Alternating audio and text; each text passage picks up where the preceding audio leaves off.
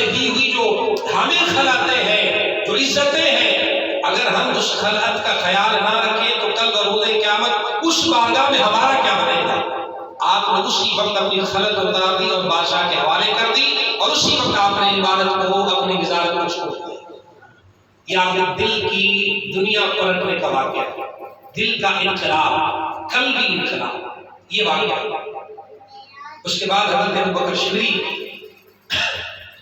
اب آپ کے دل کی کیفیت جو ہے بالکل ایسی ہو چکی تھی کہ دنیا سے اسی لمحے آپ، چونکہ اللہ والے بہت سی چیزوں کو دیکھ کر سوچتے ہیں، آج میں اور آپ اس بات پر غور کریں کہ کیا ہمیں اس بات کا احساس ہے؟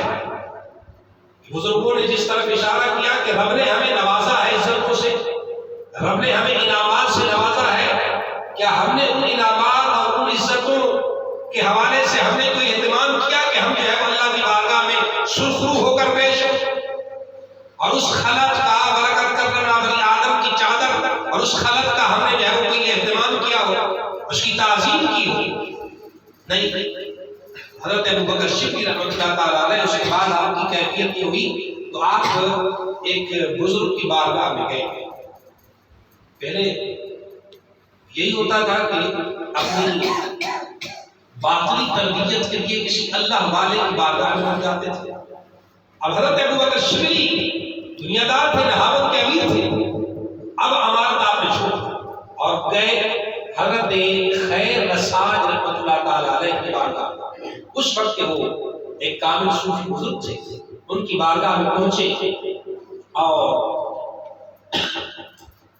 یہ بات ظاہر ہے کہ جو اللہ تبارک و تعالیٰ جس کے دل میں اپنی محبت و الفت ڈال دے، گزارش بات ہے کہ اس کے لیے پھر دنیا کوئی معنی نہیں رکھتی، دنیا داری ان کے لیے کوئی بھی معنی، کوئی مقدر نہیں رکھتی۔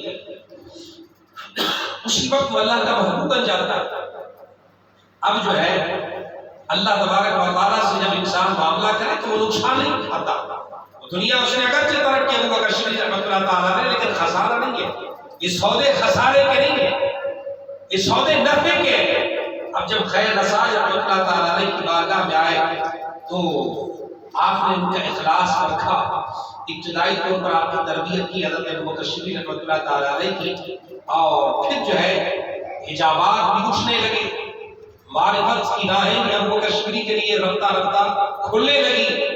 تو حضرت خیر نساج رحمۃ اللہ تعالیٰ علیہ نے ابتدائی طور پر کچھ باطنی طور پر تربیت کر کے پھر جو ہے حضرت جنید بغدادی رحمۃ اللہ تعالیٰ علیہ کی بارگاہ میں پیش کیا۔ اب جنید گروہ صوفیہ کے سردار،